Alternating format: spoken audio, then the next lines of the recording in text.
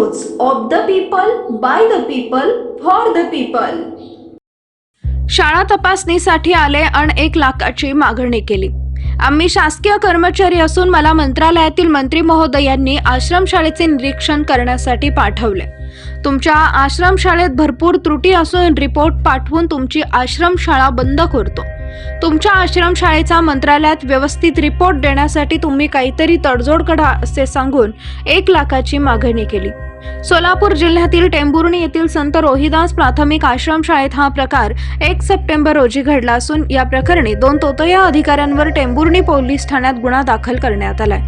या प्रकरणी वसतिगृह अधीक्षक सतीश कांतीलाल शिंदे वय वर्ष 39 राहणार बाजारतळ टेंभुर्णी यांनी टेंभुर्णी पोलीस ठाण्यात फिर्याद दाखल केली असून विश्वजित नानासाहेब चुंगे राहणार उत्तर कसबा सोलापूर व चेतन विरुपाक्षप्पा लिंगाडे राहणार बाळीवे सोलापूर अशी गुन्हा दाखल झालेल्या संशयित आरोपींची नावे आहेत।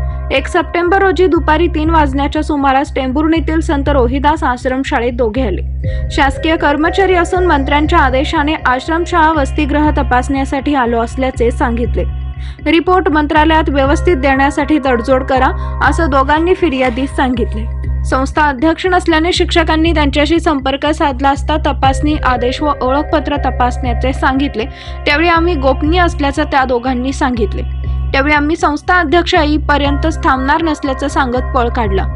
अन्य आश्रमशाळांमध्ये चौकशी केली असता अशा प्रकारचे दोघे आल्याचे समजले। त्या अधिकाऱ्यांची माहिती घेतली असता दोघे तोतया असल्याचं उघड झाले। टेंभुर्णी पोलीस ठाण्यात वसतिगृह अधीक्षक सतीश शिंदे यांनी फिर्याद दाखल केली। संशयित आरोपींना पोलिसांनी ताब्यात घेतले। पीपल न्यूज पाहण्यासाठी चॅनलला सबस्क्राइब करा व बेल आयकॉनला प्रेस करा।